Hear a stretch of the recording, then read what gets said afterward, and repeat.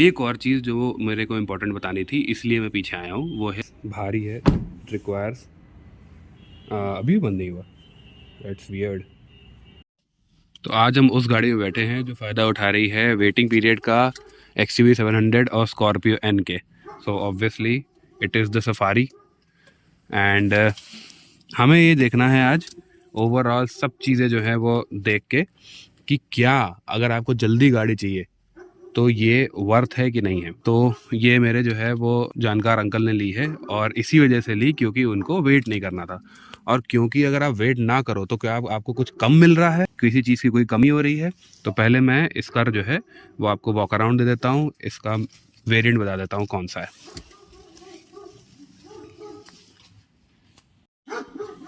तो ये है XZ प्लस मैनुअल, मतलब एक तरीके से टॉप वेरिएंट है, लेकिन ये ए नहीं है, ये मैनुअल वेरिएंट है।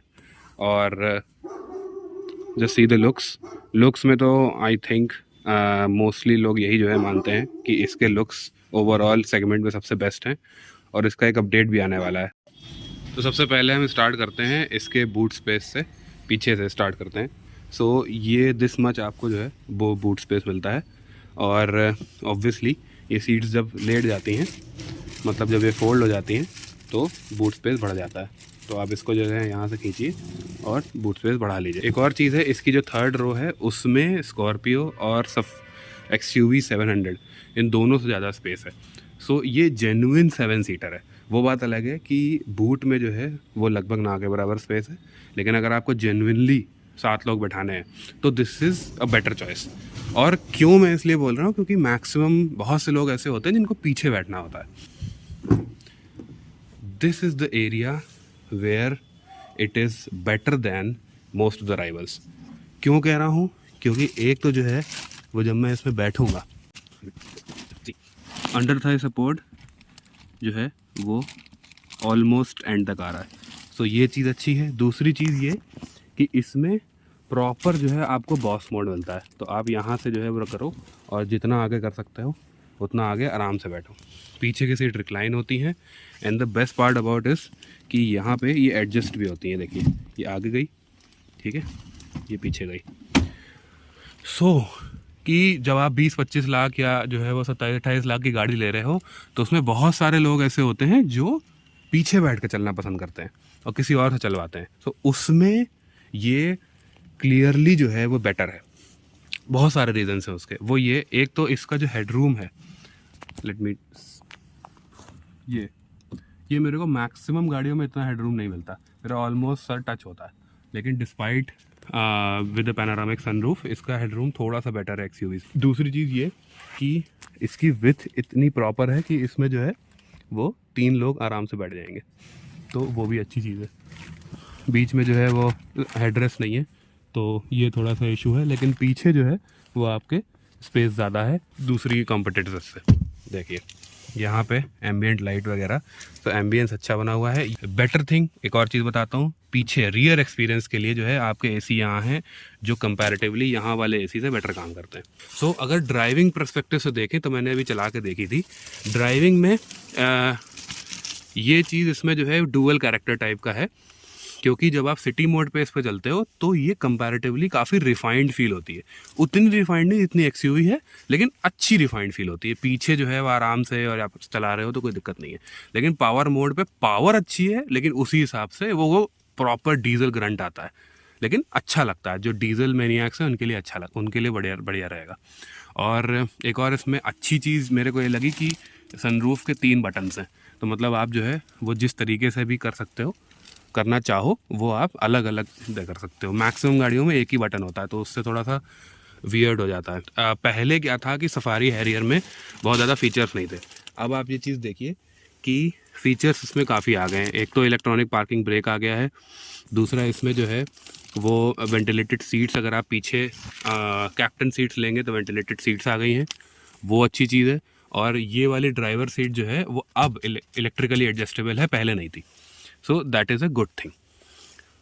बाकी एक चीज़ और है, वो यहाँ पे आपका फ़ोन रखने की जो है वो सही जगह है, बॉटल होल्डर्स भी ठीक है, ऐसा कुछ इशू नहीं है। और दूसरी चीज़, मैंने इसका म्यूज़िक सिस्टम जो है वो चला के देखा तो इसकी आवाज़ काफ़ी अच्छी है, बेस वगैरह, बेस हाई ज़्यादा है एक्सयूवी से।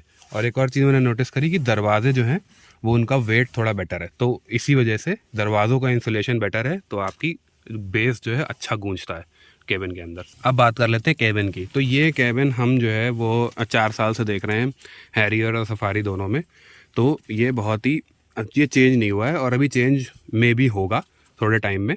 लेकिन अभी इसमें जो अच्छी चीज़ें हैं वो मैं बता देता हूँ। सारे कंट्रोल्स आपके यहाँ पे हैं, वो कोई मिसिंग नहीं है। ये देखिए सारी चीज़ें, ये इंस्ट्रूमेंट पैनल अच्छा है और जो है वो पार्ट डिजिटल पार्ट एनालॉग अच्छा लगता है। लेकिन मेरे हिसाब से जो है जो आपका आरपीएम मीटर है वो उल्टा एनालॉग होना चाहिए और बाकी डिजिटल हो जाए, कोई दिक्कत नहीं है।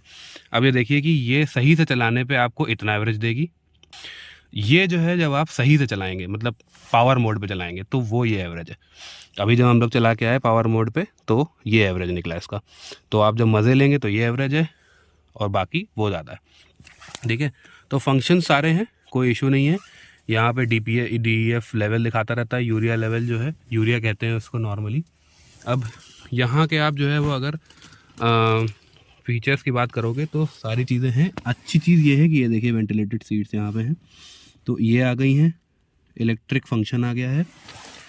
अब मैं थोड़ी सी जो है वो इसकी खामियां जो आज तक नहीं सुधरी हैं उसके बारे में बता देता हूँ, जिसमें XUV थोड़ी सी बेटर है। एक ये एर्गोनॉमिक्स, ये कितना भी आप ट्राई कर लो आपका पैर यहाँ पे लगेगा ज़रूर। अगर आपकी मैनुअल है तो थोड़ी दिक्कत होगी क्योंकि क्लच डीप है। दूसरी चीज़, गियर बॉक्स जो है उतना स्मूथ नहीं है जितना नॉर्मली होना चाहिए, रबरी गियर बॉक्स टाइप का है। ठीक है, तीसरी चीज़, स्टीयरिंग जो है हाई स्पीड पे, मतलब थोड़ा सा जो है, अब मैं वीडियो में भी दिखा दूंगा, थोड़ा सा घुमाने पे जो कुछ नहीं होता है, उसके बाद एकदम से फीडबैक आता है। तो वो जो एकदम से पॉइंट है उस पे मतलब उस पे थोड़ा सा वियर्ड लगता है। हाई स्पीड मेरे को कंट्रोलिंग इसकी डिसेंट लगी। 120 130 पे जब कट मारो तो वियर्ड सा जो है स्टेयरिंग, हाइड्रोलिक है। मुझे लगता है कि EPS अब दे देना चाहिए हैरियर में, क्योंकि मतलब ये बराबर वेट रहता है इसका, स्लो में भी भारी रहेगा और फास्ट करो तो ऐसा नहीं कि सही वेट पकड़ लेगा, ये भारी ही रहेगा लेकिन एकदम से वेट पकड़ता है ये थोड़े लॉक टू लॉक पे, तो वो बहुत ही अजीब लगता है चलाने में।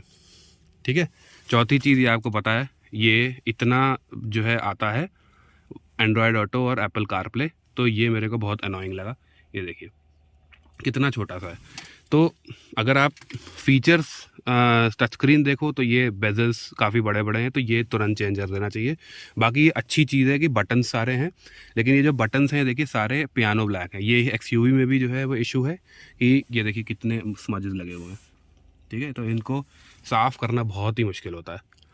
और बाकी इश्यूज़ में मेरे को स्टीयरिंग का जो डिज़ाइन है वो भी अब ओल्ड स्कूल लगने लगा है, और बटन्स वगैरह का फीडबैक ठीक ठीक है, मतलब कुछ खास बहुत ज़्यादा वो नहीं है, लेकिन स्टर्डी फील होती है। अगर अब ड्राइविंग एक्सपीरियंस के बारे में बात कर लेते हैं तो सबसे पहले आ गए इंजन। मैंने आपको बताया सिटी मोड पे आप चलाते रहो, इंजन रिफाइंड लगेगा, डिसेंट पावर लगेगी, कोई इशूज़ नहीं। पावर आपको चाहिए पावर मोड पे लगाओ यहाँ से, लेकिन दोनों चीज़ें बढ़ेंगी। पावर भी एकदम से फ़र्क है अच्छा खासा, भगती है और आवाज़ भी करती है। सो ये चीज़ है। और एक और चीज़ मैंने नोटिस करी कि जो है वो नीचे RPM से उड़ जाती है, और टर्बो लैग अच्छा कंटेंट है। XUV में थोड़ा सा और कम है इससे, लेकिन इसमें भी बहुत अच्छा कंटेंट है टर्बो लैग। दूसरी चीज़ आ गई सस्पेंशन, राइड क्वालिटी इसकी मेन चीज़ थी जिस वजह से मैंने अंकल को ये रिकमेंड करी थी, क्योंकि उनको पीछे बैठ के जाना था। तो अगर आपको भी पीछे बैठ के अपनी फैमिली को लेके जाना है, वो ज़्यादा ऊपर प्रेफरेंस है, तो आप राइड क्वालिटी की वजह से इसको ही चूज़ करो। इसमें क्या है कि स्टिफ लगता है सस्पेंशन, मतलब ऐसा लगता है कि हाँ स्टिफ है, लेकिन गड्ढों से तेज़ निकाल दोगे तो मतलब निकल जाती है बिना बड़बड़ाए। तो क्योंकि मुझे लगता है कि इसका सस्पेंशन ट्रैवल भी अच्छा खासा है, आप बाहर का व्हील गैप देखोगे तो ट्रैवल अच्छा खासा सस्पेंशन का, तो उस वजह से ये जो है वो टफ फील होती है। सो वो एक अच्छी चीज़ लगी मेरे को। बट बॉडी रोल है 100-120 पे मैंने कट मारा, मैं वीडियो में आपको दिखा दूंगा। सो इट मतलब वो अच्छा फील होता है प्रॉपर। अब जो है वो बाकी ड्राइविंग डायनामिक्स में और ड्राइवेबिलिटी में ये चीज़ बता दूं कि क्लच थोड़ा सा जो है वो लाइटनेस का कोई इशू नहीं है, ठीक डिसेंट लाइट है। और यहाँ पे ना डेड पेडल जो है इसका, लेट मी, ये देखिए यहाँ पे क्या है कि इट्स जस्ट एनफ। यहाँ पे ये देखिए मेरा जूता अड़ रहा है, तो ये स्पेस जो है ना, ये वाली स्पेस ये कम है, ठीक है। तो यहाँ डेड पेडल ये थोड़ा सा कम यूजेबल है, तो ये एक इशू मेरे को थोड़ा सा लगा। देखिए बाहर निकलते टाइम मैंने चीज़ नोटिस करी है कि अगर आप इसका हल्के से दरवाज़ा ऐसे करोगे तो ये पूरा बंद नहीं होता है।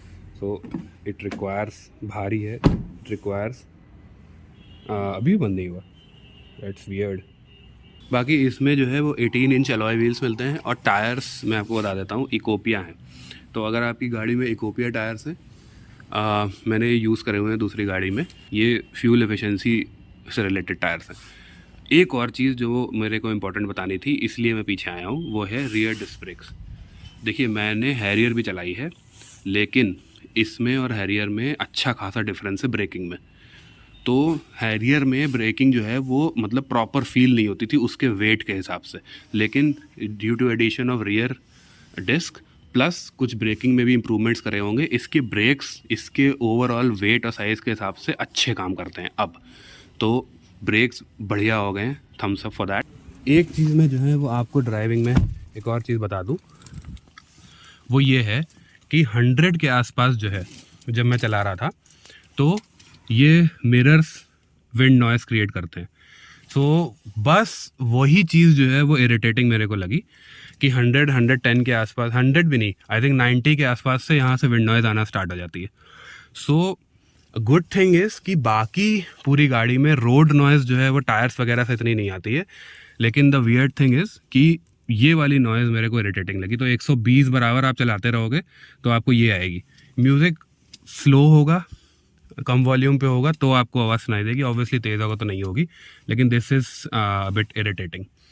बाकी ड्राइविंग में ओवरऑल सस्पेंशन वगैरह ये सब जो है डिज़ाइन किया गया है कंफर्ट के लिए। सीट्स भी जो हैं वो जितनी आगे कंफर्टेबल होती हैं उतनी ही पीछे कंफर्टेबल है। और पीछे देखिए हेडरेस्ट, तो पीछे एक्सट्रीमली कंफर्टेबल टाइप का सेटअप बनाया। So this is overall the verdict. तो मैं आपको वर्डिक्ट बता दूं, क्या आपको जो है वो ये एक्सयूवी और स्कॉर्पियो इनके ऊपर वेटिंग मतलब जो है करके भी लेनी चाहिए कि नहीं करनी चाहिए। मुझे ऐसा लगता है कि अगर आपको खुद चलानी है तो एक्सयूवी फिर भी जो है वो सही है, उसके ब्रेक्स थोड़े से ज़्यादा तगड़े हैं, इंजन ज़्यादा रिफाइंड है। लेकिन अगर आपको पीछे बैठना है और कम चलानी है खुद, तो कंफर्ट में दिस इज़ बेटर। और बहुत फ़र्क है, मतलब 1-2 हफ्ते की वेटिंग और 8-9 महीने की वेटिंग, तो आई डोंट, थोड़ा सा वो ओवर हाइप वाला जो है वो चल जाता है। और इसका जब फेसलिफ्ट आएगा वो भी जल्दी मिल जाएगा। तो ओवरऑल जो है वो वेटिंग के हिसाब से अगर देखा जाए तो ये एक बेटर डील है।